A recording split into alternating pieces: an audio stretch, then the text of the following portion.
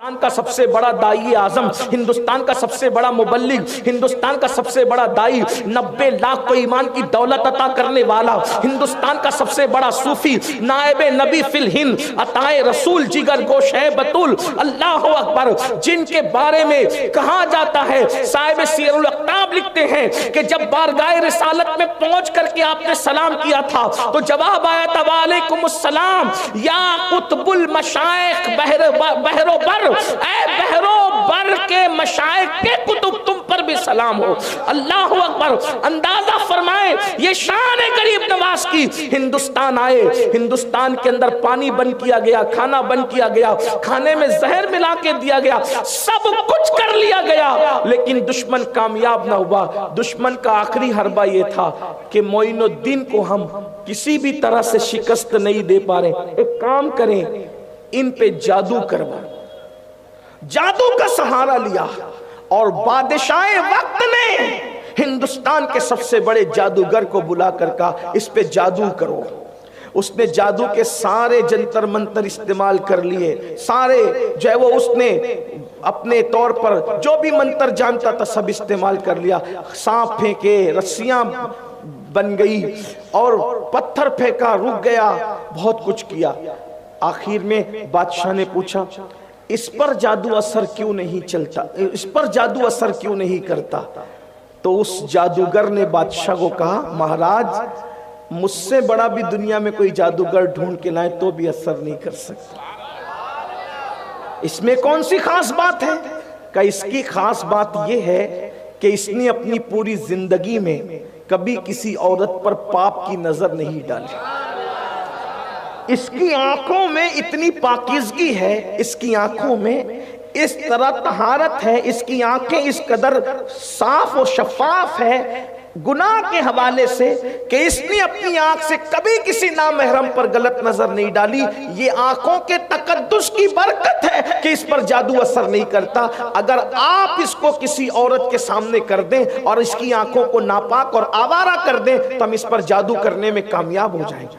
بادشاہ وقت نے سوچا، اس نے اپنی طرح سمجھ رکھا تھا غریب نواز کو، ہمیشہ سے اہل باطل نے اہل حق کی برابری کا دعویٰ کیا، یہ بڑوں کو اپنی طرح سمجھنے کا خواب تو ہمیشہ سے اہل باطل میں رہا ہے، تو اس نے اپنی طرح سمجھ رکھا تھا کہ مرد تو موم کی طرح ہوتا ہے، عورت آگ کی طرح ہوتی ہے، اگر موم آگ کے قریب جائے گا پگھل جائے گا اور نہیں پگھلتا کم سے کم نرم تو ضرور ہو جائے گا۔ بس یہی ہوا، اس نے چند لڑکیوں کو جمع کیا اور جمع کرنے کے بعد کہا ہندوستان میں بیٹھا ہوا وطن سے اتنے دور ایک فقیر ہے اور درخت کے نیچے زندگی گزار رہا ہے، جاؤ جا کر اپنی خوبصورتی اس کے سامنے بے نقاب کر دو تاکہ اس کی آنکھیں آوارہ ہو جائے۔ کہا جاتا ہے، منقول ہے کہ لڑکیاں گئی پازیب بجاتے ہوئے تھک گئی، تھک کر واپس لوٹی تو پوچھا کیا ہوا؟ تو کہا پتہ نہیں، اس کے سینے میں دل ہے یا پتھر ہے، وہ تو ہمیں دیکھتا ہی نہیں، آنکھیں بند کر کے خدا جانے کس کے تصور میں بیٹھا ہوا ہے،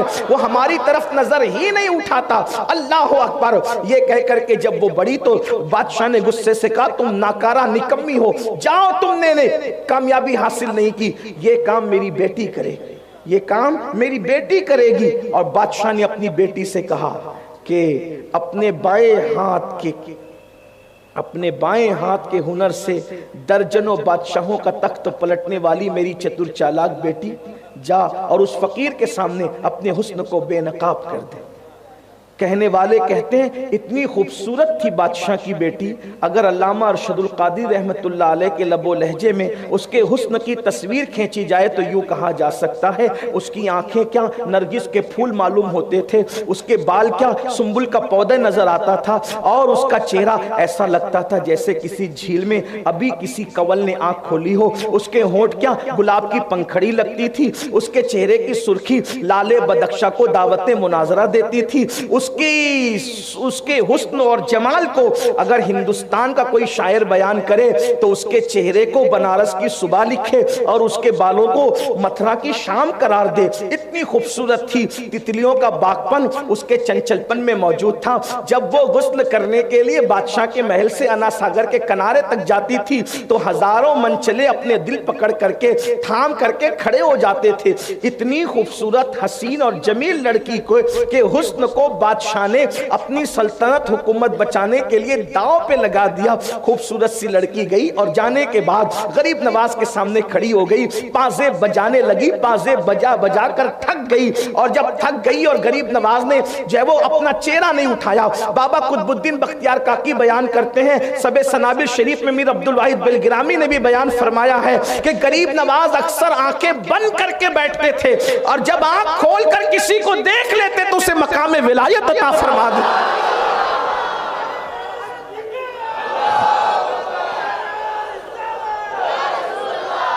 ان آنکھوں میں تاثیر کیا تھی کہ جس کو دیکھ لیا اس کو مقام ولایت عطا کر دیا. ایک جملہ یہاں پر میں مزید اضافہ کرنا چاہتا ہوں, جب غریب نواز کی نگاہوں کی تاثیر کا یہ عالم ہے کہ جس کو دیکھ لیتے ہیں مقام ولایت عطا کرتے ہیں, تو ان کے نانا جان محمد رسول اللہ کی نگاہوں کی تاثیر کا عالم کیا ہے.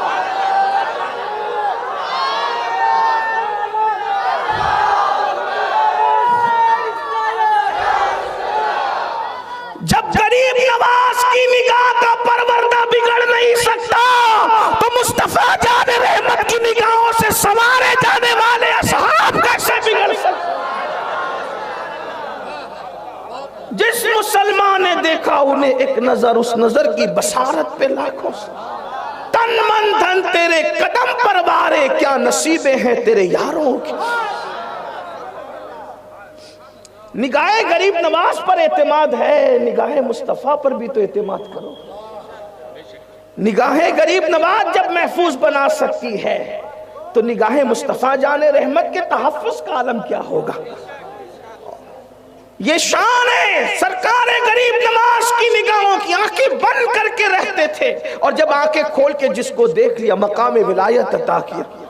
آنکھ بند کر کے بیٹھے ہیں, پازیب بجانے والی لڑکی پازیب بجاتی ہے, جب نازک پنڈلیاں پازیب بجاتے بجاتے تھک گئی تو آنکھوں کے سامنے اپنی ناکامی کا اندھیرا چھانے لگا. سوچا جا کر باپ کو جواب کیا دوں گی, کہیں ایسا نہ ہو کہ غصے میں گردن ہی اتار دی جائے. تو اپنی ناکامی کو کامیابی میں بدلنے کے لیے بے ساختہ زبان سے آواز نکل گئی, معین الدین میرے حسن کی توہین نہ کر, ایک نظر دیکھ تو لے. آپ نظریں جھکا کر آنکھیں بند کر کے بیٹھے تھے. صوفیہ اس کو مراقبہ کہتے ہیں. جب کوئی عاشق مراقبہ کرتا ہے تو وہ کرتا کیا ہے, شیخ المشائخ حضور اشرفی میاں رحمت اللہ علیہ نے اس کی 2 مصروں میں عکاسی کیے, کہتے ہیں جھکا کے سر بیٹھتے ہو تم کیوں, یہ راز اے اشرفی بتا دو, تمہیں تصور ہوا ہے کس کا, یہ کس کی شکل ہنسی ہے دل میں. جب عاشق نظریں جھکا کر آنکھیں بند کر کے بیٹھتا ہے تصور یار میں, تو اس کا جسم کہیں اور ہوتا ہے مگر دل میں تصویر یار ہوتی ہے. ہمارے دادا مرشد حضور مفتی اعظمین نے بھی فرمایا, تصویر یار کو کہتے ہیں کہ یہ دل تڑپ کے کہیں, یہ دل تڑپ کے کہیں آنکھ, یہ دل تڑپ کے کہیں آنکھ میں نہ آ جائے کہ پھر رہا ہے کسی کا مزار آنکھوں میں. اور کہتے ہیں, اور بڑے مزے میں کہتے ہیں, کرم یہ مجھ پہ کیا ہے میرے تصور نے, کرم یہ مجھ پہ کیا ہے میرے تصور نے, کہ آج کھینچ لی تصویر یار آ رہا ہے, کہ آج کھینچ لی تصویر یار آنکھوں میں. اللہ اکبر. لیکن آنکھوں میں تصویر یار اسی کی کھنچتی ہے جس کی آنکھوں میں تقدس ہوتا ہے, جس کی آنکھوں میں پارسائی ہوتی ہے, جس کی آنکھوں میں حفاظت ہوتی ہے. لوگ کہتے ہیں ہم سے کوئی وظیفہ بتائیں حضور کا دیدار کریں. ہم نے کہا نگاہوں کے تقدس سے بڑھ کر بھی کوئی وظیفہ ہو سکتا ہے دیدار رسول کا, جو اپنی نگاہوں کو سب سے بند کر لے یار, تو پھر اس کو ہر جگہ نظر آتا ہے.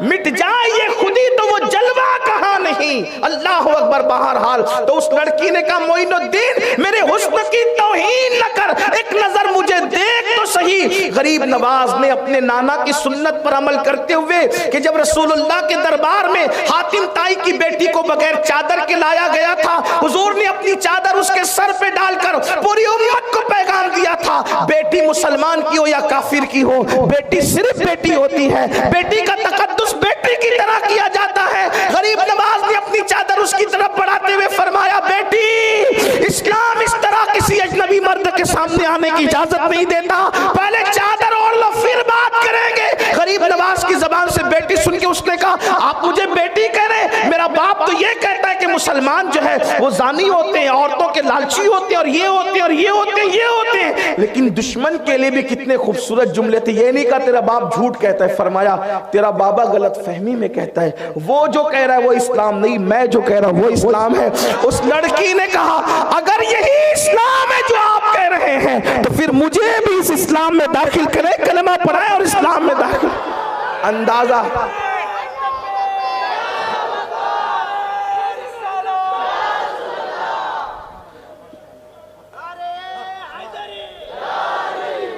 نگاہ کا مس یوز کسی کو مرتد بنا رہا ہے، نگاہ کی پاکیزگی دشمن کے گھر تک اسلام پہنچا رہی ہے۔ آئیے اسی لیے ہم آج سے یہ عہد کریں کہ ہم بھی اپنی نگاہوں میں پاکیزگی پیدا کریں، نگاہوں کا غلط استعمال کرنے سے بچیں۔ انشاءاللہ ایمان کی لذت اور ایمان کی حلاوت کی بشارت ہے ان کے لیے جو اپنی نگاہوں کا صحیح استعمال کرتے ہیں، اپنی نگاہوں کی حفاظت کرتے ہیں۔